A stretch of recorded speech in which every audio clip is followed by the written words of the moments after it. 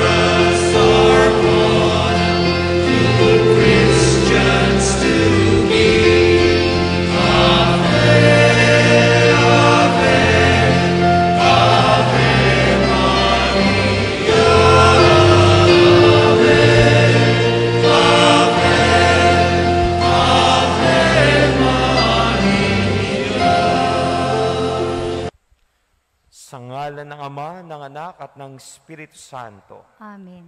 Sumainyo ang Panginoon. At sumaiyo rin.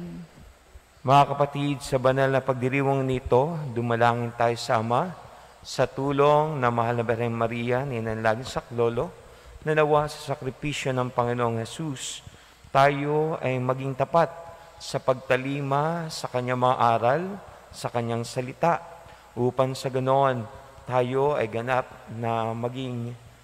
maging ganap sa ating pagiging anak ng Diyos.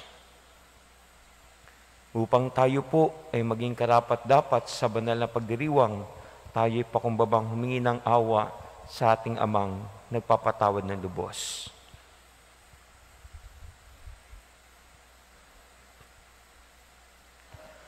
Ating pong sambitin, inaamin ko sa makapangyarihang Diyos at sa inyo mga kapatid, na lubha akong nagkasala sa isip, sa salita at sa gawa at sa aking pagkukulang. Kaya isinasamo ko sa mahal na Birheng Maria, sa lahat ng mga anghel at mga banal, at sa inyo mga kapatid, na ako'y panalangin sa Panginoong ating Diyos. Kaawaan tayo ng makapangyarihang Diyos, patawarin tayo sa ating mga kasalanan, at patnubayan tayo sa buhay na walang hanggan. Amen.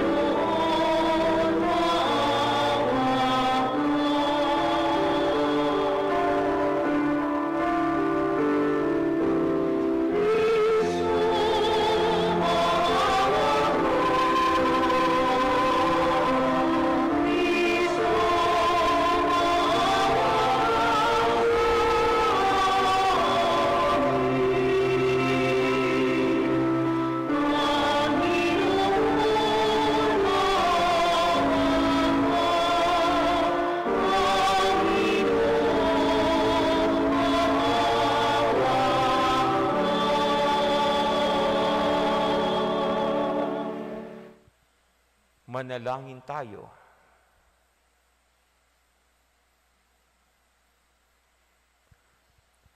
Ama naming makapangyarihan, sa iyo nagmumula ang tanang kabutihan.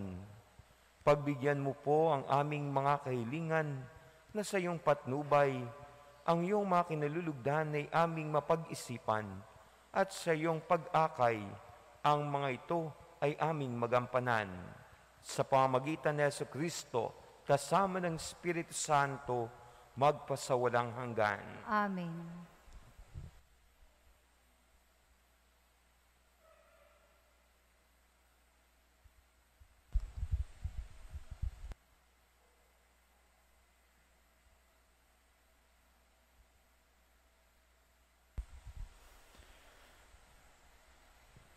Pagbasa mula sa unang aklat ng mga hari.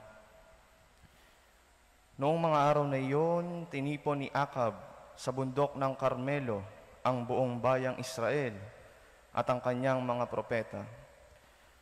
Lumapit si Elias at sinabi sa bayan, "Hanggang kailan pa kayo mag-aalinlangan? Kung ang Panginoon ang tunay na Diyos, siya ang sundin nyo. At kung si Baal naman, kay Baal kayo maglingkod." Hindi umimik ang bayan. Muling nagsalita si Elias, "Ako na lamang ang natitira sa mga propeta ng Panginoon. Samantala, may 450 ang mga propeta ni Baal. Bigyan ninyo kami ng 2 toro. Pumili sila ng isa, katayin at ipatong sa ibabaw ng kahoy na sinalansan, ngunit hindi sisindihan. Ihahanda ko rin ang 2 sa ibabaw ng kahoy na sinalansan at hindi ko rin sisindihan. Tawagin ninyo ang inyong Diyos at tatawagin ko naman ang Panginoon. Ang tumugon sa pamamagitan ng apoy, iyon ang tunay na Diyos." At sumabagot ang bayan, "Sang-ayon kami." Sa gayon, sinabi ni Elias sa mga propeta ni Baal, "Sapagkat kayo ang marami, pumili na kayo ng 1 toro at ihanda na ninyo. Pagkatapos, tawagin ninyo ang inyong Diyos, ngunit huwag kayong magpaparikit ng apoy." Kinuha nga nila ang isa sa mga toro at inihandog. Mula sa umaga hanggang tanghali, tinawagan nila si Baal, "Baal, Baal, pakinggan mo kami," sigaw nila. Samantalang pasayaw-sayaw sa paligid ng dambana, ngunit walang sumasagot. Nang katanghalian ay nilibak na sila ni Elias. Wika niya, "Lakasan pa ninyo. Alam naman ninyo ang inyong Diyos. Baka may ginagawa o may pinuntahan, o baka naman natutulog. Kaya't kailangang gisingin." Lalo nga nilang inilakas ang kanilang sigaw. Sinugatan ang sarili sa pamamagitan ng sibat at tabak, tulad ng kanilang kinaugalian, hanggang sa sila'y maligo sa dugo. Lumampas ang tanghali at oras na ng paghandog ng hain, ngunit wala pa ring tugon kahit ano. Nagsalita noon si Elias sa buong bayan, "Lumapit-lapit kayo," wika niya. At nagsilapit ang lahat. Inayos niya ang dambana roon ng Panginoon na matagal nang gumuho. Pumili siya ng 12 bato, katumbas ng bilang na mga lipi ni Jacob na bininyagan ng Panginoon ng pangalang Israel. Ang mga bato'y ginawa niyang dambana para sa Panginoon. Pinaligiran niya iyon ng isang kanal na may lamang 2 baldeng tubig. Isinalansan niya ang kahoy, kinatay ang toro at ipinatong sa kahoy. Pagkatapos nag-utos siya, "Kumuha kayo ng 4 na bangang tubig at ibuhos sa handog at sa kahoy." Gayon nga ang ginawa nila. "Busan pa ninyo," sabi ni Elias, at binusan nila. Minsan pa, utos uli ni Elias, makaitlo nga nilang binusan ang handog hanggang sa umagos ang tubig sa paligid ng dambana at umapaw sa kanal. Nang 3 na ng hapon na siyang oras ng paghahandog, tumayo si Elias sa harap ng dambana at nanalangin, "Panginoon, Diyos ni na Abraham, Isaac at Jacob, patunayan po ninyo ngayon na talagang kayo ang Diyos ng Israel at ako ay inyong lingkod. At ginawa ko ang lahat ng ito pagkat ito ang inyong utos. Dinggin ninyo ako, Panginoon, upang matalastas ng bayang ito na kayo lamang ang Diyos at sila'y inyong pinapagbalik loob." Noon di nagpababa ng apoy ang Panginoon at tinupok ang handog. ang kahoy at ang mga bato at lupa sa paligid. Pati ang tubig sa kanal ay natuyo. Pagkakita sa nangyari, nagpatira pa ang buong bayan at sumigaw, "Ang Panginoon ang Diyos, ang Panginoon lamang ang Diyos." Ang salita ng Diyos. Salamat sa Diyos. Diyos ko, ang aking dalangi, ako'y iyong tangkilikin. Aking dalangi, ako'y iyong tangkilikin. O Diyos, ako'y ingatan mo, ingatan ng iyong lingkod. Ang hangad ko ay maligtas, kaya sa iyo dumudulog. Ika'y aking Panginoon, ang wika ko sa aking Diyos. Kabutihang tinanggap ko ay ikaw ang nagkaloob. Diyos ko, ang aking dalangi, ako'y iyong tangkilikin.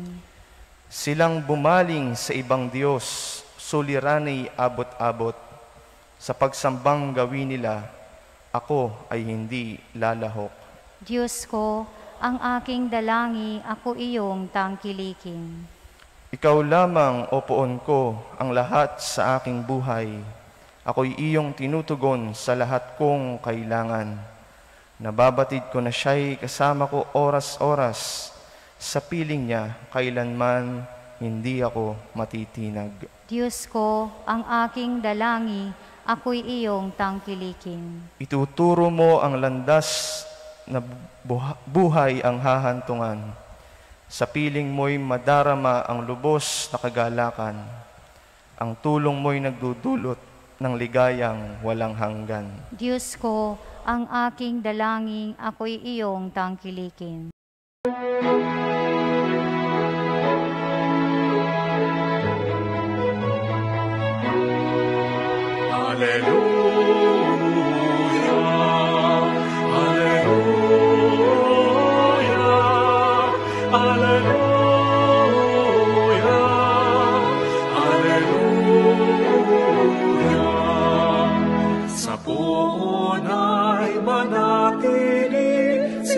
Sa ating lalaki, mamunang maluwalhati. Alleluia, Alleluia, Alleluia,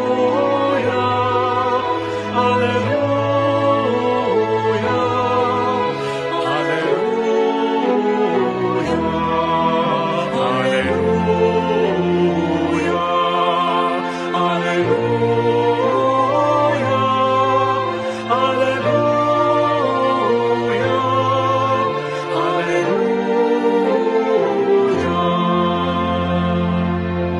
Sumainyo ang Panginoon. At sumaiyo rin. Ang mabuting balita ng Panginoon ayon kay San Mateo. Papuri sa iyo, Panginoon.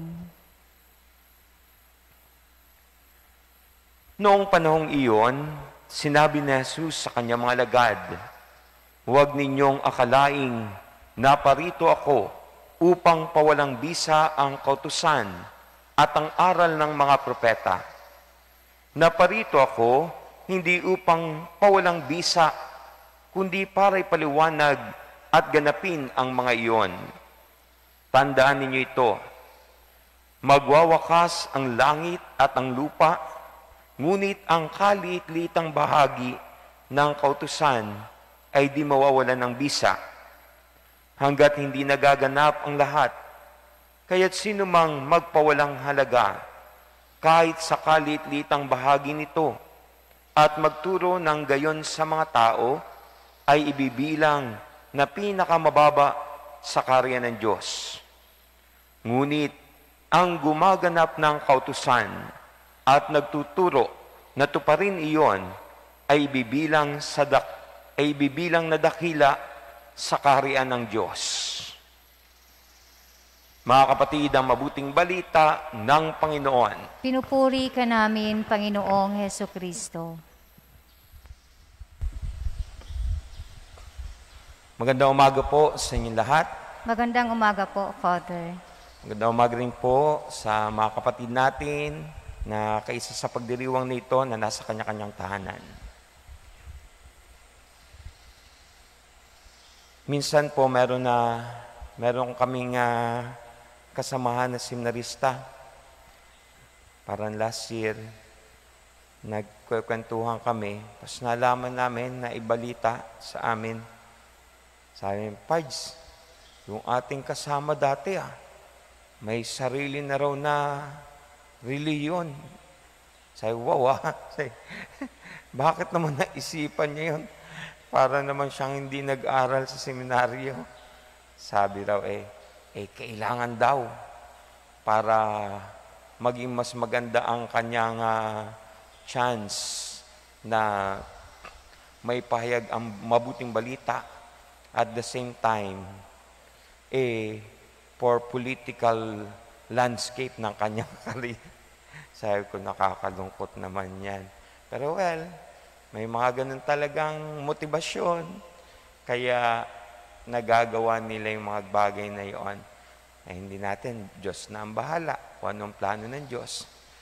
And I remember when reflecting the readings of the day, especially the first reading, yung kwento tungkol dati sa ako'y nasa Kalamba, na minsan daw nag-preach doon yung isang founder ng sekta at kaibigan din na isang pari. Nung nag-preach doon, nilapitan daw nung pari at sinabi sa kanya, ano nangyari sa'yo? Ang sagot daw nung kaibigan niya na founder ng isang sekta during that time, pre, walang personalan, business lang to. There was a quotation na sasabi, if you want to gain wealth, you establish a religion of your own. Gusto mo raw yumaman, mabilis ang pera, magtayo kang sariling reliyon. At medyo yun po ang nakakalungkot kung ganito ang pagtingin natin at motibasyon natin sa reliyon. Ginagamit pa ang Diyos for personal gain. Ito po rin yung nakakalungkot na talagang dahilan kung bakit ang mga Israelita during the time of Prophet Elias o Elijah, sa Tagalog ni Elias, matapos ang maraming taon na sila ay ginabayan, pinagpala, iningatan ng Diyos, binigyan pa ng sariling lupa para maging kanila, wari bagang nalimutan ang lahat by the influence of other neighboring countries, neighboring kingdom. Nalimutan na nila na meron silang Diyos na buhay. Kaya sila'y nadala na rin sa umuusong pananampalataya o umuusong kulto ang pagsamba kay Baal.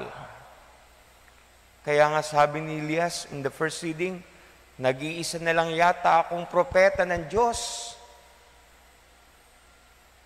Kaya pinalalahanan niya yung mga Israelita, hanggang kailan pa kayo mag-aalinlangan kung ang Panginoon ang tunay na Diyos, siya ang sundin ninyo. Yun yung kanyang panawagan. Bakit?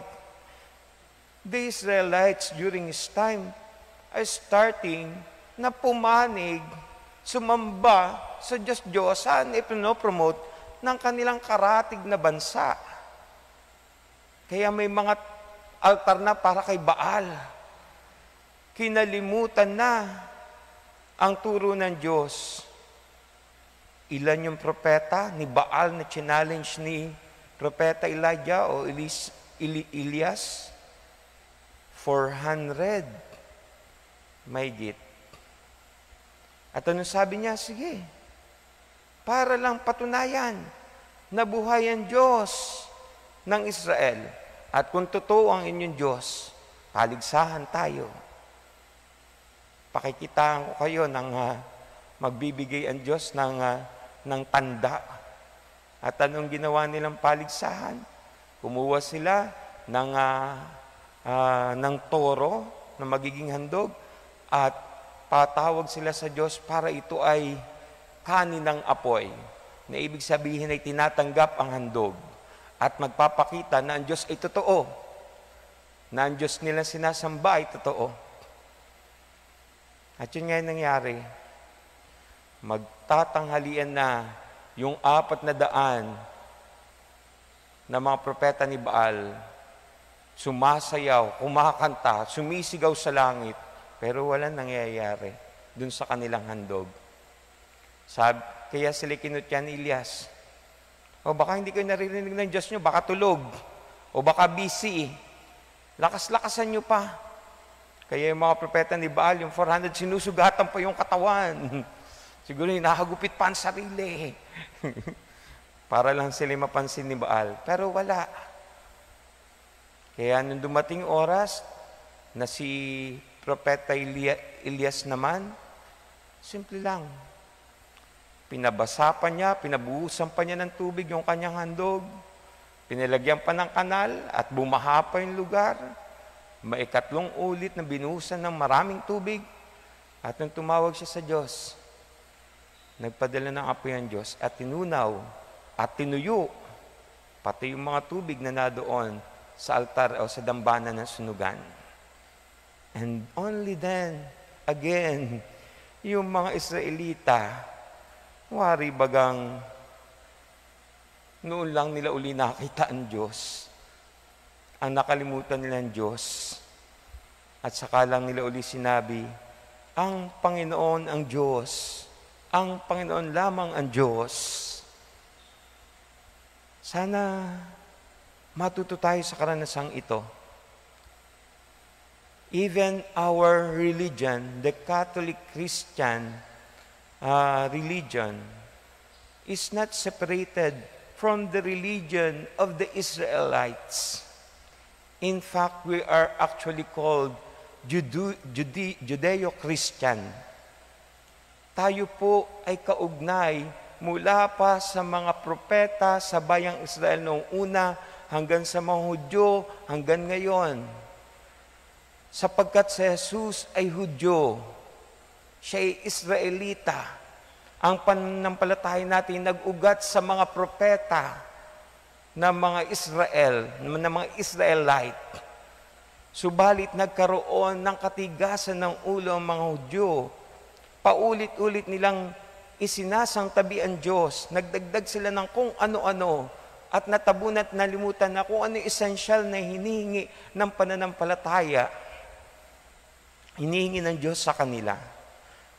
Kaya minarapat na Jesus na mula sa pananampalatayang ito ng mga Israelita, ng mga Hudyo, ay ma-establish ang Kristyanismo. Ibig sabihin, Kristiyano, sumusunod, kumikilala kay Jesus, ang bugtong na anak ng Diyos na isinugo niya sa bayang Israel at sa buong mundo, sa mga tao, para ipalaganap at ipakita ang kaganapan ng pananampalataya. Ang turo ng salita ng Diyos mula pa noong luma sa Old Testament up to the time of Jesus, up to our time. Consistent, in line with the teaching of the prophets, faithful to the word of the Lord, to Yahweh. Yun yung sinisikap ng simbahan. Kasi kailangan nating maging tapat sa kanyang utos, maging tapat sa kanyang kalooban. At ito yung nais ni Jesus na ating matutunan. Kaya nga hindi natin inaalis ang ating pakikipagkapatid sa mga Hudyo. Sabi po na aming professor, sumalangit nawa, si Father Villegas, sabi niya sa amin noon, pinakang puno ng pananampalataya natin ay ang Israel, ang mga Hudyo ngayon. Pero dahil hindi nila tinanggap si Jesus, kaya nagbigay ng sanga. Mula sa punong ito, nagpalabas ng sanga. Mula rito, ang Panginoon. Upang ito yung maging pag-asa, magpaalala sa kanila. But later on, sabi niya, there will be a time as part of the plan of the Lord, kapag ganap na nilang tinanggap at naunawaan na si Jesus nga ang sugo ng Diyos, ang sugo ng Ama, uusbong uli ang punong ito. Palagay ko totoo yun. Kaya yung ating pong pananampalataya, we are not new. We are also ancient in our faith. From the very old to the very new, Christianity, Catholicism, nandun yung ugat, nagpapatuloy yung pananampalataya. Kaya sana huwag natin kakalimutan yun. Sana hindi tayo madala ng iba't ibang temptation o motivation na iniaalok sa atin. Nawari bang malilimutan natin na yung Diyos na dapat kong pinaglilingkuran ay hindi dapat isang tabi. Nagagamitin lang, lulukuhin, na para bang, kat sabi doon pagsasamantalahan ng Diyos para sa sariling kagustuhan o pansariling ambisyon. Ito yung aral na pinaalala sa atin. You see, in the gospel of today, sabi sa atin ng Panginoon, naparito siya, hindi para pawalang bisa ang aral ng mga propeta, ang salita ng Diyos, kundi bigyan ito ng ipaliwanag ito at bigyang kaganapan. Kaya nga, ang salita ng Diyos, mula sa kalit-litang ito, na bahagi ng kasulatan, sabi niya, ay hindi mawawalan ng bisa. Ang aral noon, aral ngayon, hindi mababago. Inilalapat lang sa buhay natin. Magbago man ang langit at lupa, mawala man lahat ng ito, mawala man lahat tayong mga tao. The truth of the teaching of God will be the same. The challenge, the law of the Lord will be the same. Kaya nga pag nagtuturo ng taliwas sa mga itinuro ni Jesus, taliwas sa kasulatan, at ang turo ng tao na lang ang ating sinundan, baka hindi na Diyos ang ating sinusundan. Pag taliwas na 10 utos ng Diyos, baka hindi na Diyos ang sinusundan. Pag lumayo na tayo mula sa pananampalatayang ito na Judeo-Christian, Catholicism, at nagtayo tayong sarili at lumayo tayo sa turong ito ng Diyos, baka hindi na Diyos ang ipinopromote. And we have to learn. We have to learn from the mistakes of our elderly brothers. Kailangan matuto tayo. Napakaraming himalang ginawa ang Diyos para ipakita sa atin na, hey, I'm still faithful. I'm alive. I'm still guiding and doing these miracles. The appearances, the miracles of the Eucharist, the healing miracles happening in the church, the continuous apparition of the Blessed Virgin Mary, they're all a message and the same time guide yung paggabay ng Diyos sa atin. Huwag natin kakalimutan yon. Minsan may nakakwentuhan ako, sabi sa akin, Father, bakit kaya yung ibang mga Katoliko, Katoliko naman, pero bakit mababalita may kasama sa ganong kalokohan? Papakamot ako sa ulo kasi hindi ko rin naman alam kung paano ko pangangatwiranan. Pero alam niya, bigla ako nung sinabi niya, sabi niya sa akin, siya rin ang sumagot ng tanong niya. Sabi niya sa akin, hindi po kaya akala nila, maluloko nila ang Diyos? Hindi po kaya ganun yun?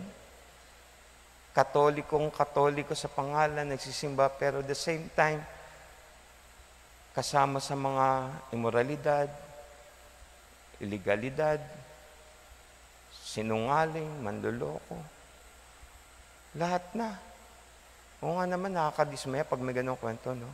Pero I was surprised when she told me, she answered her own question, hindi po kaya akala nila, maluloko nila ang Diyos? Sabi ko, baka yun nga siguro, akala nila, dahil mabait ang Diyos, pwede rin nilang buduli ng Diyos. Pwede rin nilang lokohin ng Diyos. Pwede nilang sabihin na, saka na ako magbabait.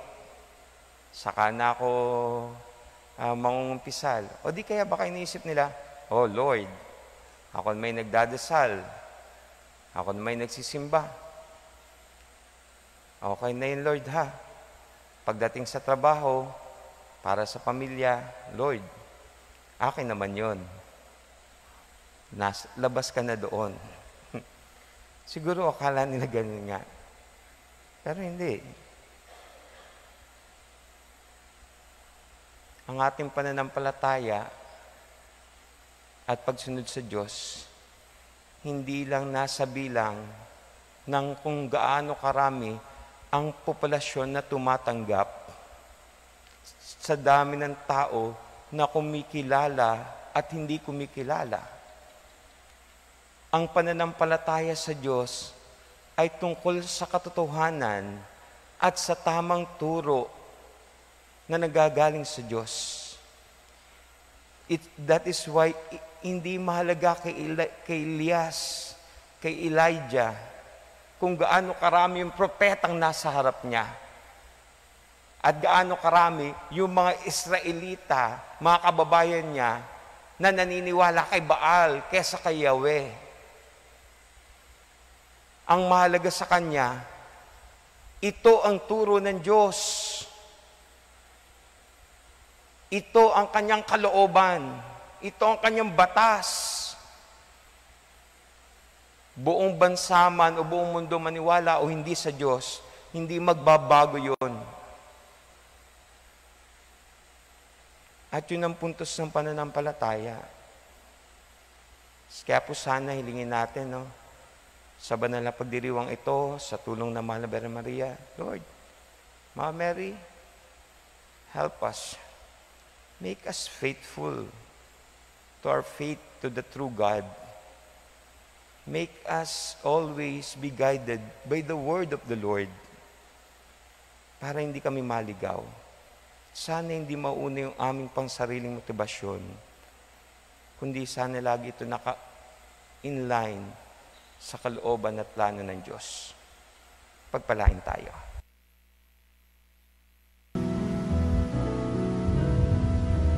Aming hatid, alay na ito, ang tinapay na nagmula sa pagpapala mo. At tanggapin ang alak na ito, inumin namin sa'yo. Mahal naming Diyos, inyong tanggapin ang munting alay mula sa amin. Buong puso namin hihintayin pagpapala na aming hiling. Mahal naming Diyos, inyong tanggapin ang munting alay mula sa amin. Buong puso namin hihintayin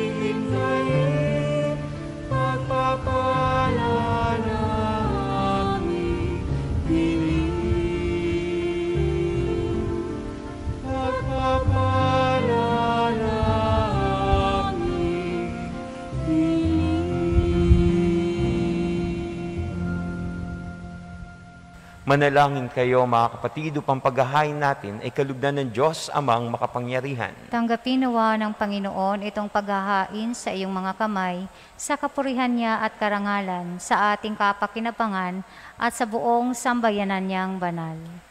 Ama naming lumikha, tunghayan mo at kalugdan ang paglilingkod na aming ginagampanan upang ang aming inihahain ay iyong marapatin at ang aming pag-ibig ay iyong pag-alabin sa pamamagitan ni Jesucristo kasama ng Espiritu Santo magpasawalang hanggan. Amen. Sumainyo ang Panginoon. At sumaiyo rin. Itaas sa Diyos sa inyong puso at diwa. Itinaas na namin sa Panginoon. Pasalamatan natin ang Panginoong ating Diyos. Marapat na siya ay pasalamatan.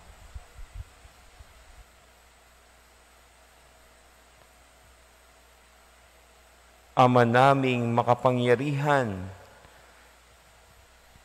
tunay ngang marapat na ikaw ay aming pasalamatan sa pamagitan ni Jesucristo na aming Panginoon. Utang na loob ang nagbubunsod upang gunitain ang kamatayan niya para kami buhayin. Pagtitiwala ang sanhi ng ligayang di malilimot sa pagkabuhay niyang sa aming kaloob. Pag-asa ang dahilan ng pagiging handa para sa pagbabalik niyang totoong dakila. Kaya kaysa ng mga anghel na nagsisiawit ng papuri sa iyo nang walang humpay sa kalangitan, kami nagbubunyi sa iyong kadakilaan.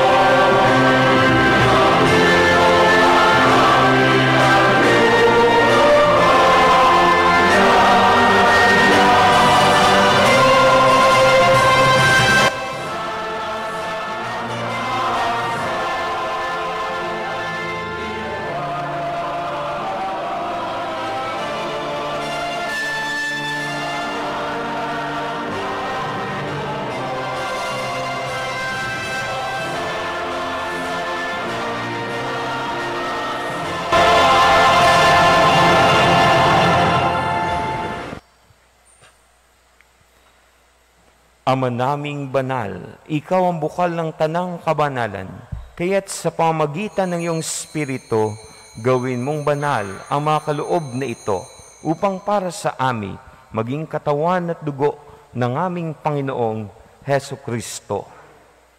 Bago niya pinagtiisan kusang loob na maging handog, hinawakan niya ang tinapay, pinasalamatan kanya, pinagati-hati niya yon, iniabot sa kanyang mga lagad at sinabi, tanggapin ninyong lahat ito at kanin. Ito ang aking katawan na ihahandog para sa inyo.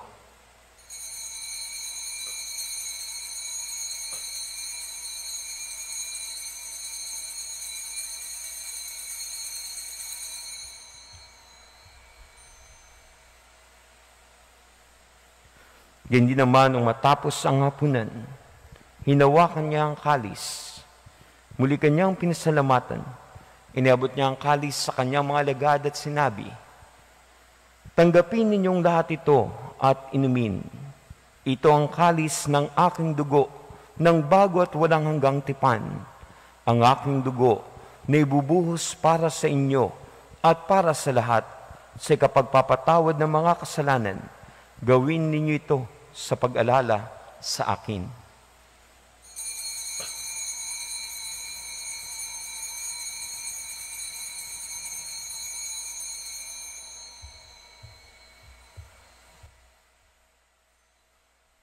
Ang misteryo ng pananampalataya.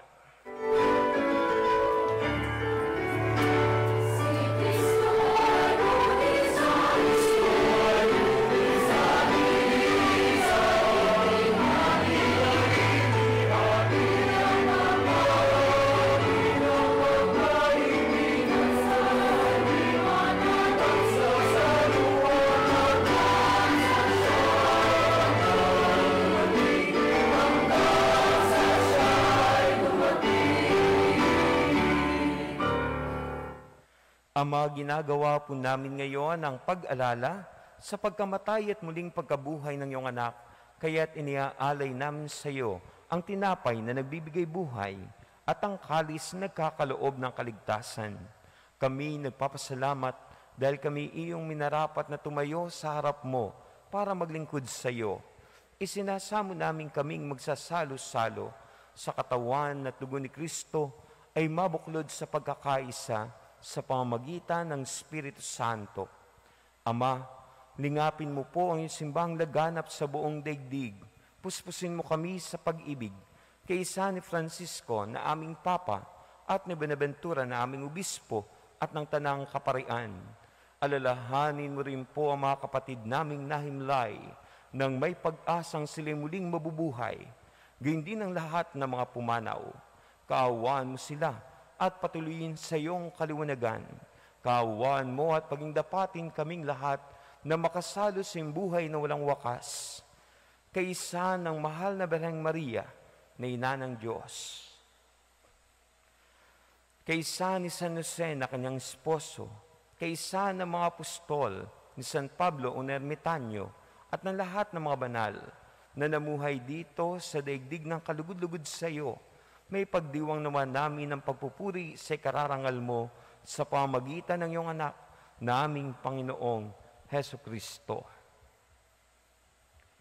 Sa pamamagitan ni Kristo, kasama niya at sa Kanya, ang lahat ng parangal at papuri ay sa iyo, Diyos amang makapangyarihan, kasama ng Espiritu Santo, magpasawalang hanggan.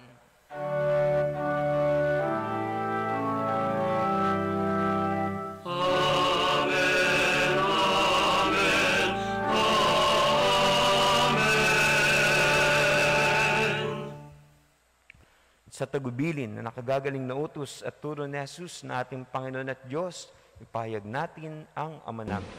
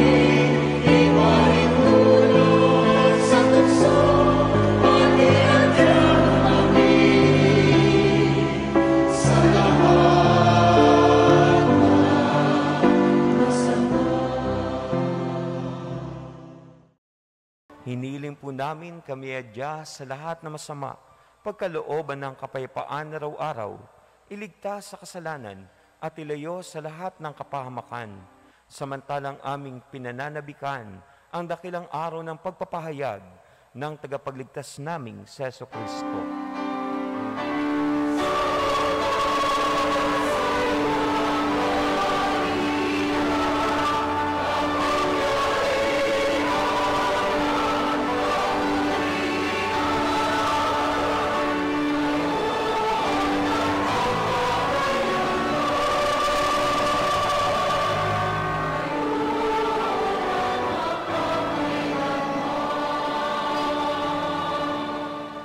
Panginoong Jesucristo, sinabi mo po sa iyong mga apostol, kapayapaan ang iniiwan ko sa inyo, ang aking kapayapaan ang binibigay ko sa inyo. Tunghayan mo ang aming pananampalataya at huwag ang aming mga pagkakasala. Pagkalooban mo kami ng kapayapaan at pagkakaisa ayon sa iyong kalooban, kasama ng Espiritu Santo, magpasawalang hanggan. Amen. Ang kapayapaan ng Panginoon ay laging sumainyo. At sumaiyo rin. Magbigayan tayo ng kapayapaan sa isa't isa.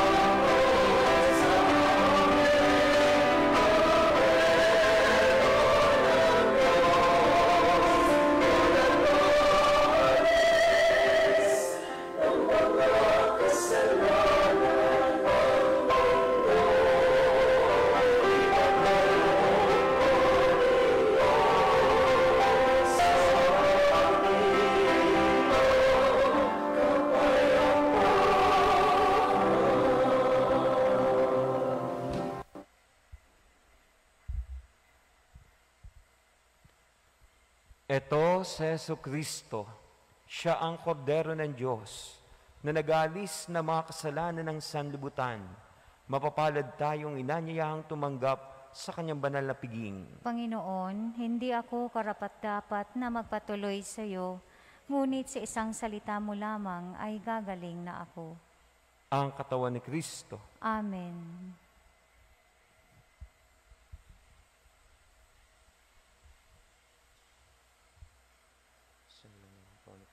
Sa buhay na walang hanggan.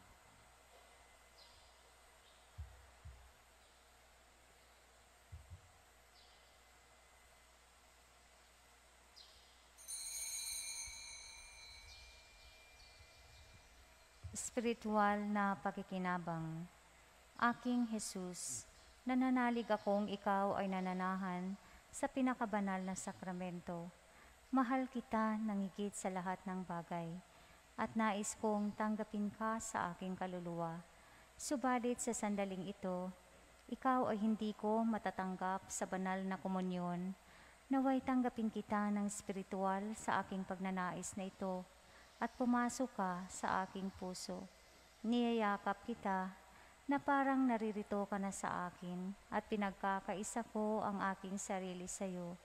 Huwag mong hayaang ako ay mawalay sa iyo. Amen.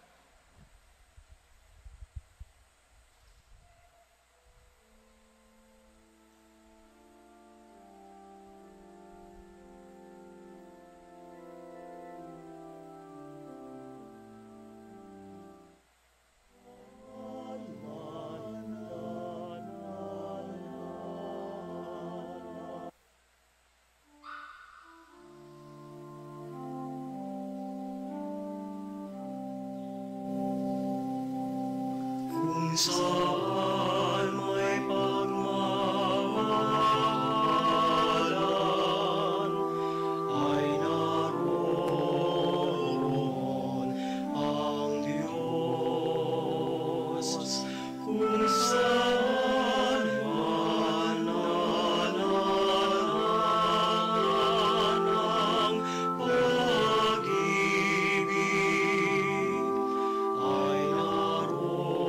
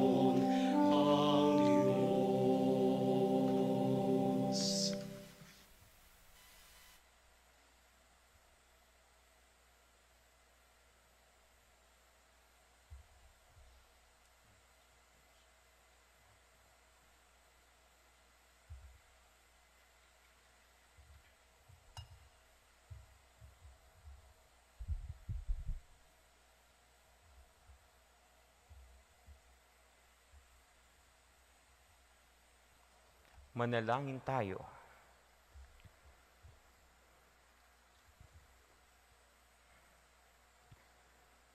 Ama naming mapagmahal, ang pagganap sa iyong pagbibigay kagalingan ay pumawi nawa sa aming mga nagawang pagsuway at magdulot nawa ng iyong mga kinalulugdan sa pamamagitan ni Jesucristo kasama ng Espiritu Santo magpasawalang hanggan. Amen. Sa inyo pong lahat, maraming salamat po sa inyong pakikisa sa ating banal na pagdiriwang at sa inyong patuloy na pagsuporta sa gawaing pastoral ng ating parokya at yun din po sa ating seminaryo. Maraming salamat po.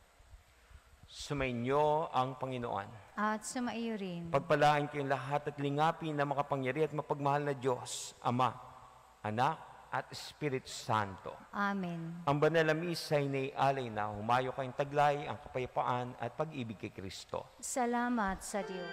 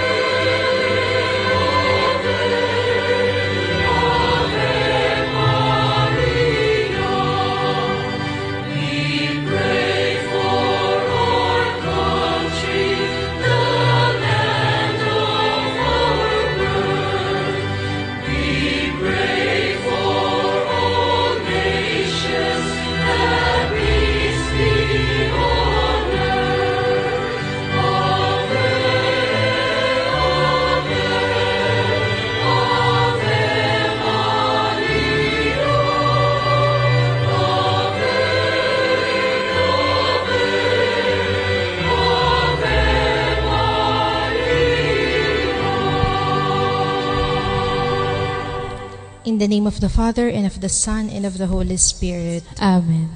Brothers and sisters, as children of our Blessed Mother, we are gathered before her miraculous picture to honor her and to pray for all our needs. Unworthy children that we are, let us first of all ask God's mercy and pardon.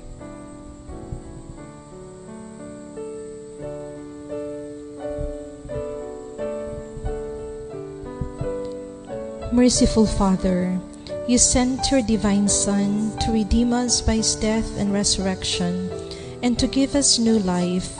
By this you make us your children, to love one another in Christ.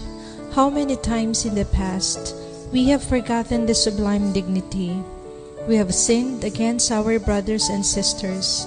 We have offended you. Merciful Father, forgive us. Repenting sincerely of our sins, we ask your mercy.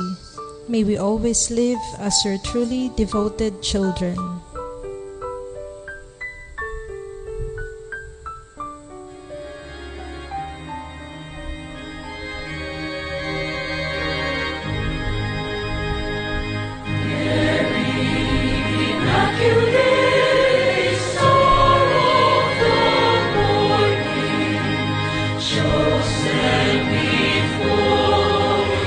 Creation began.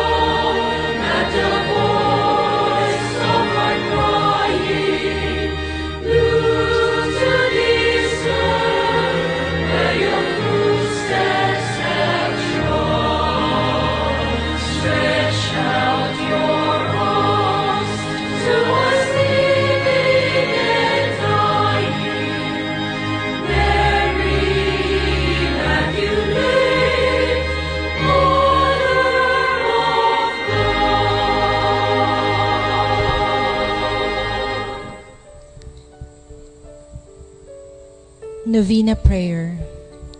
Dear Mother of Perpetual Help, from the cross Jesus gave you to us for our mother. You are the kindest, the most loving of all mothers. Look tenderly on us, your children, as we now ask you to help us in all our needs, especially this one. Let us pause to recall your petitions.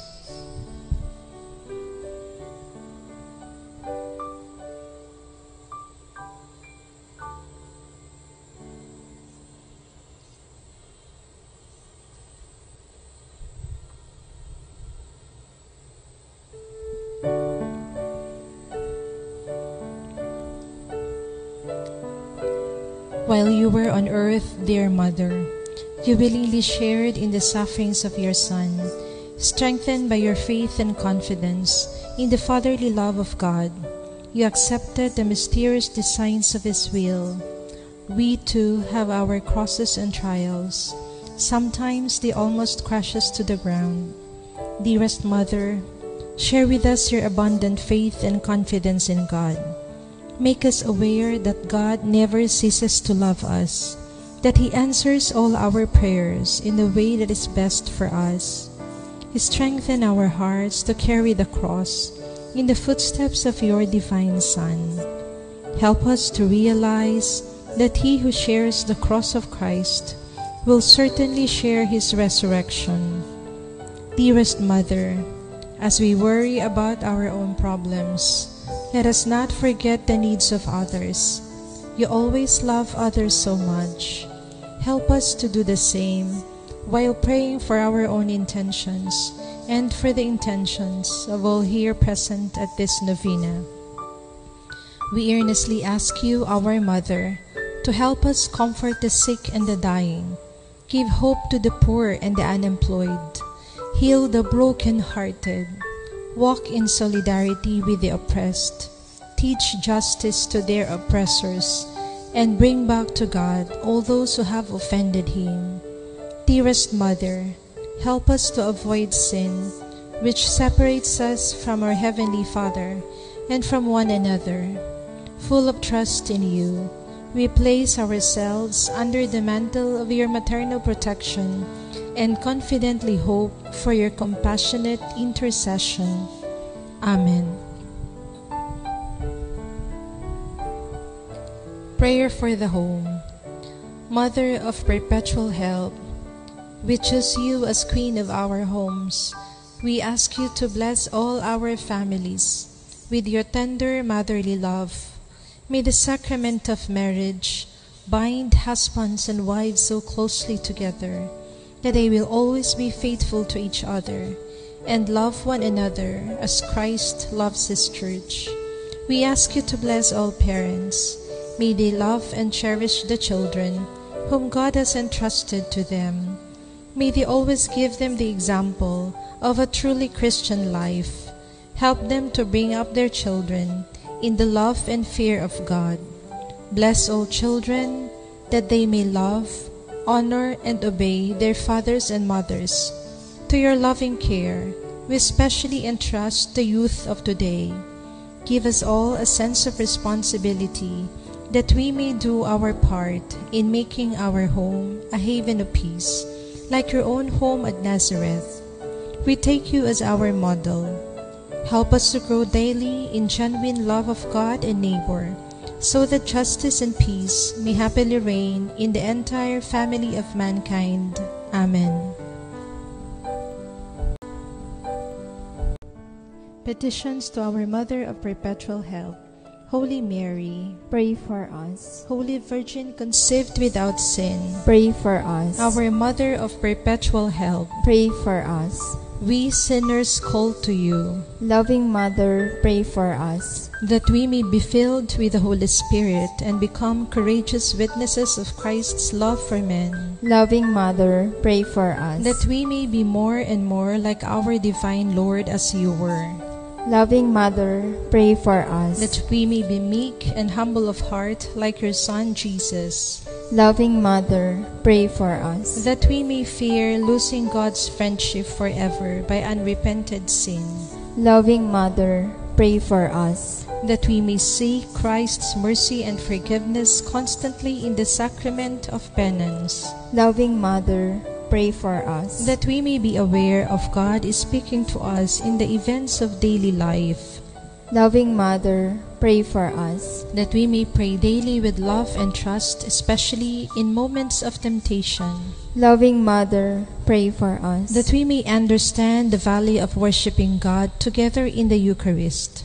Loving Mother, pray for us. that we may grow in the love of Christ and neighbor by frequent communion, Loving Mother, pray for us. that we may reverence our bodies as temples of the Holy Spirit, Loving Mother, pray for us. that we may strive to be true Christian by our loving concern for others, Loving Mother, pray for us. that we may proclaim the dignity of work by doing our own work conscientiously, Loving Mother, pray for us. that we may forgive from our heart those who have wronged us, Loving Mother, pray for us. that we may see the evil of seeking our own interest at the expense of others, Loving Mother, pray for us. that we may work for the just distribution of this world's goods, Loving Mother, pray for us. that we may share our talents with others for the good of the community, Loving Mother, pray for us. that we may accept our responsibility in the community in the spirit of genuine service, Loving Mother,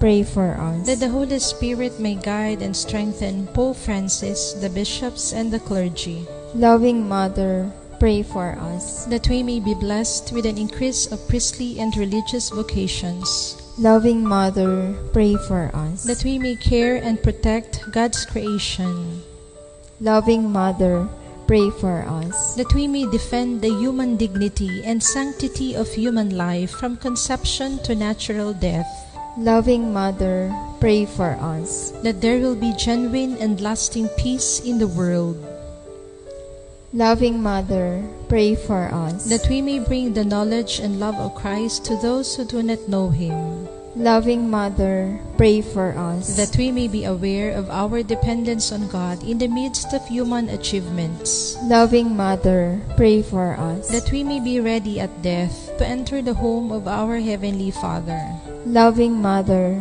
pray for us. that we may be comforted at the death of our dear ones by our hope in the risen Lord, Loving Mother, pray for us. that our departed brothers and sisters quickly share in your Son's resurrection. Loving Mother, pray for us. Let us pray in silence for our own intentions.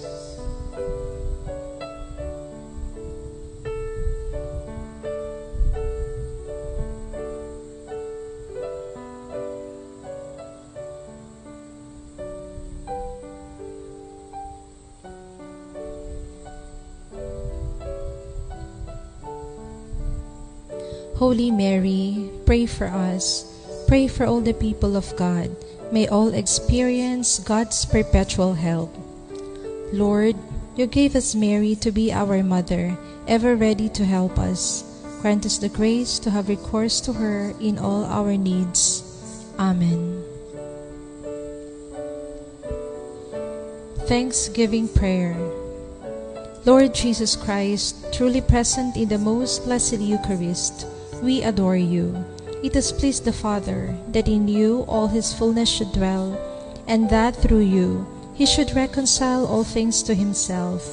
Grant us the grace to be truly grateful for all that our Father has done for us. Grant that we may be truly sorry for our sins and renew our lives. Through you, we thank the Eternal Father for the gift of life. He has created all the wonderful things of this world for us. May we learn to use them well, so that through them we may grow in love for Him. Above all, we thank our Father for sending you to us as the greatest expression of His love, to save us and all creation by your death and resurrection. We thank you, Lord, for giving us your own mother, to be our mother of perpetual help. May the countless favors we have received through her intercession, and especially through the Novena, inspire us with greater confidence in God's loving mercy and perpetual help.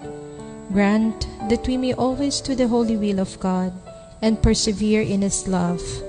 To the most Holy Trinity, Father, Son, and Holy Spirit, be honor, glory, and thanksgiving forever and ever. Amen. Prayer for the sick. Lord Jesus Christ, you bore our sufferings and carried our sorrows, in order to show us clearly the value of human weakness and patience. Graciously hear our prayer for the sick. Let us pause and remember our sick loved ones.